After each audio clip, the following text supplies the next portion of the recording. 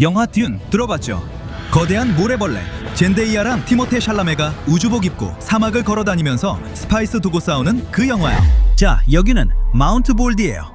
연예인이랑 거대한 벌레만 뺀 우리 현실판 듄 같은 사구죠. 우주 드라마 대신 우리가 마주한 건 훨씬 더 이상한 일이에요. 사람을 진짜로 집어삼키는 모래 언덕이거든요. 마운트 볼디는 미시간호 옆에 우뚝 선 거대한 모래산처럼 보기에는 아주 평범해 보여요. 그런데 그 모래 아래에는 과학자들도 고개를 갸웃거릴 만큼 이상한 비밀이 숨어 있죠. 이 이야기는 2013년 맑은 어느 오후 네이선이라는 6살 소년이 이 모래 언덕을 뛰어오르던 때부터 시작돼요. 네이선은 가족이랑 단짝 친구와 함께 휴가를 온 상태였어요. 시원한 호수에서 수영하고 따뜻한 햇볕을 쬐며 하루를 보낼 생각에 들떠 있었죠. 한참 놀다 보니 네이선이랑 친구는 수영이 지겨워져서 이번에는 모래 언덕을 탐험해 보기로 했어요. 언덕을 힘껏 올라갔다가 그대로 미끄러져 내려오는 게 그들만의 놀이였죠. 언덕을 향해 뛰어오르다가 네이선이 앞장서 가는데 눈앞에 이상한 게 보였어요. 모래 속에 구멍이 하나 있었던 거죠. 네이선이 고개를 숙이고 자세히 보려고 몸을 기울이는 순간 밟힌 모래가 네이선을 통째로 삼켜버렸어요. 너무 빨랐어요. 친구가 도착하기도 전에 네이선은 눈앞에서 사라졌죠. 가족들은 완전히 공황 상태에 빠졌어요. 그리고 무려 3시간 동안 수색팀이 필사적으로 네이선을 찾았죠. 걱정 마세요. 기적처럼 가능성은 거의 없었는데도 결국 살아나왔어요. 그날 이후로 과학자들은 도대체 무엇 때문에 이런 사고가 났는지 밝히려고 애써왔어요. 이상한 점은 마운트 볼디 같은 사구 아래에서는 원래 구멍이나 빈 공간이 생기면 안 된다는 거예요. 모래 언덕은 기본적으로 모래가 단단히 쌓여있는 구조예요. 싱크홀이 생기려면 지하에 흐르는 물이 있어야 하죠. 이 물이 흙을 조금씩 약하게 만들다가 어느 순간 지표 아래 땅이 무너지면서 커다란 구멍이 생기는 거예요. 네이선이 사라졌던 그 오후 마침 한 지질학자가 근처를 지나가다가 이 일을 보고 완전히 충격을 받았어요. 구조 작업을 도우러 나섰던 지질학자 에린 아길라는 사고를 연구해온 수년 동안 이런 사례는 한 번도 들어본 적이 없다고 말했어요. 하지만 그냥 넘길 생각은 없었죠. 그래서 다시 마운트 볼디로 돌아가 지표 투과 레이더를 이용해 모래 언덕 전체를 스캔했어요. 그제야 문제가 생각보다 훨씬 크다는 게 드러났어요. 놀랍게도 무너지기만을 기다리는 숨은 구멍이 또 66개나 있었던 거예요. 마운트 볼디 전체가 보이지 않는 함정으로 가득한 사고처럼 보였지만 왜 이런 일이 생기는지는 아무도 몰랐죠. 아길라는 도대체 어떤 원인이 이 현상을 설명할 수 있을지 추측하기 시작했어요. 단서는 마운트 볼디의 과거에서 찾을 수 있었죠. 여러 해 동안 마운트 볼디의 모래는 공업용으로 퍼가졌어요. 유리병이나 각종 유리 제품을 만드는 데 썼던 거죠. 일부 과학자들은 그렇게 많은 모래를 퍼가면서 원래 사구의 구조가 흐트러졌다고 보고 있어요. 그 교란 때문에 모래 언덕이 점점 약해지고 불안정해지면서 지금 우리가 보는 이 이상한 빈 공간들이 생겨났을 거라는 거죠. 하지만 이 가설만으로는 왜 이런 싱크홀이 이제 와서야 나타나는지 또 왜 그렇게 빨리 사라지는지는 설명이 되지 않아요. 이 싱크홀들은 예전 헐리우드 영화에 나오던 늪모래 장면을 떠올리게 해요.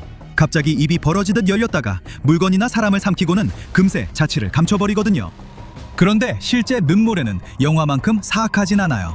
겉에서 보면 단단해 보이지만 사실은 모래와 물이 섞인 질퍽한 층이라 무거운 것이 건드리면 갑자기 흐물흐물한 액체처럼 무너져 버리는 거죠. 또 다른 가설은 오래전에 쓰러진 나무들이 모래층 아래 깊이 묻혀 있었기 때문일 거라는 거예요. 그 나무들이 썩어가면서 빈 공간을 남기고 그 위에 모래가 어느 순간 살짝만 움직여도 그 틈이 푹 꺼지면서 싱크홀이 생길 수 있다는 거죠. 하지만 이 가설에도 문제가 있어요. 바로 싱크홀이 곧바로 사라진다는 점이죠. 이 말이 맞다면 구멍들은 한동안 그대로 열린 채 남아있어야 하거든요. 다음에 볼 이 깊은 구멍은 또 다른 헐리우드 시대에서 튀어나온 것 같아요. 마치 쥬라기 공원이랑 아쿠아맨이 섞인 듯한 풍경이죠. 바로 소메 싱크입니다. 바하마에 있는 이 자연의 경이로움은 깊고 신비로운 파란색의 블루홀이에요. 쉽게 말해 민물과 바닷물이 함께 차있는 거대한 바닷속 싱크홀인데요. 깊이가 약 37m나 돼요. 그 자체만으로도 경이로운 곳이지만 과학자들이 이 안에서 놀랄 만큼 잘 보존된 화석과 고대 뼈들을 잇따라 발견하면서 더 유명해졌어요. 멸종한 거북이와 악어는 물론이고 여러분이 메고 다니는 배낭만한 크기의 고대 쥐까지 나왔어요. 2004년에 과학자들이 소밀싱크 깊은 곳으로 잠수해 들어가 수천 년 동안 그대로 묻혀있던 화석들을 끌어올리면서 말 그대로 대박을 터뜨렸죠. 오래됐으니 형체가 다 망가졌겠다고 생각할 수 있지만 전혀 아니에요. 그곳 물은 아주 차갑고 산소도 거의 없어서 마치 얼려둔 것처럼 모든 것이 완벽한 상태로 남아있었거든요. 과학자들은 잃어버린 동물들만 찾은 게 아니라 인간의 유골까지 발견했어요. 그 뼈는 바하마에 살던 토착민 루카이언 사람의 정강이뼈와 엉치뼈였는데 약 1000년 전에 살았던 이들의 유골이었어요. 이 발견은 바하마 원주민들의 삶을 이해할 수 있는 큰 단서를 줬기 때문에 고고학자들에게 상당한 충격을 안겨주었죠. 구멍 이야기 나온 김에 또 하나 소개할게요. 어떤 과학자들 팀은 말 그대로 지구의 심장 소리를 듣고 싶어서 믿을 수 없을 만큼 깊은 구멍을 파보기로 했어요. 무슨 말인지 아직 잘 안 와닿아도 괜찮아요. 지금부터 차근차근 설명할게요. 이야기는 1987년 독일이 바이에른 지역에 KTB 시추공을 뚫기로 하면서 시작돼요. 시추공은 땅속 깊은 곳까지 파내려가서 석유 같은 자원을 찾을 때 만드는 깊은 구멍을 말해요. 이들은 결국 지하 거의 9km 깊이까지 뚫는 데 성공했어요.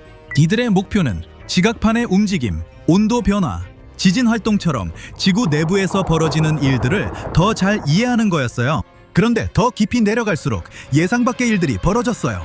단단하고 안정된 암석을 만날 줄 알았는데 대신 구멍 안으로 스며드는 각종 액체와 가스를 마주하게 된 거죠. 그동안 믿고 있던 지식이 완전히 흔들릴 정도였어요. 열도 예상보다 훨씬 더 빠르게 치솟으면서 지구 깊은 곳에서 온도가 어떻게 변하는지에 대한 기존 이론들을 다시 생각하게 만들었어요. 결국 섭씨 300도에 가까운 말 그대로 미친 듯한 고온에 도달하면서 더는 파 내려갈 수 없어 작업을 중단해야 했어요. 이 실험은 네덜란드 예술가의 호기심도 자극했어요. 그녀는 연구팀에 합류해 자신만의 실험을 해보기로 했죠. 그녀는 지오폰이라는 땅의 움직임을 전압신호로 바꿔주는 장치를 이용해서 이 시추공에서 올라오는 진동을 소리 신호로 녹음했어요. 결과를 들어보자 그녀는 또 한 번 놀랐어요. 녹음된 소리가 멀리서 울리는 천둥 같기도 하고 마치 진짜 심장 박동처럼 들렸거든요.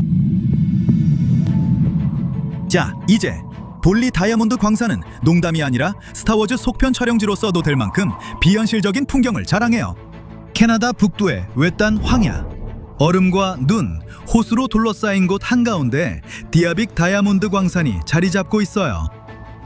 2003년 문을 연 이후 디아빅은 지금까지 품질 좋은 다이아몬드를 무려 1억 캐럿이 넘게 채굴했어요. 그런데 디아빅을 특별하게 만드는 진짜 이유는 전력을 일부 풍력 발전으로 충당한다는 점이에요. 맞아요. 이렇게 추운 툰드라 한가운데서도 그걸 해낸 거죠. 처음 문을 열었을 때만 해도 광산은 전부 지표를 파내는 노천 채굴 방식이었어요. 하지만 이제는 지하로 내려가 더 깊은 곳에 숨은 광맥을 찾아 파고들고 있죠. 이 모든 작업을 가능하게 하려면 호수물이 광산으로 쏟아져 들어오지 못하게 막아야 했어요. 그래서 복잡한 제방 시스템까지 따로 만들어야 했죠. 꽤 엄청난 공사죠. 그리고 이름만 들으면 이탈리아에 있을 것 같은 몬티첼로 댐은 사실 미국 캘리포니아의 나파밸리에 자리하고 있어요. 이 멋진 댐은 1953년부터 1957년 사이에 건설되었고 캘리포니아에서 7번째로 큰 인공호수인 베리에사 호수를 만들어냈어요.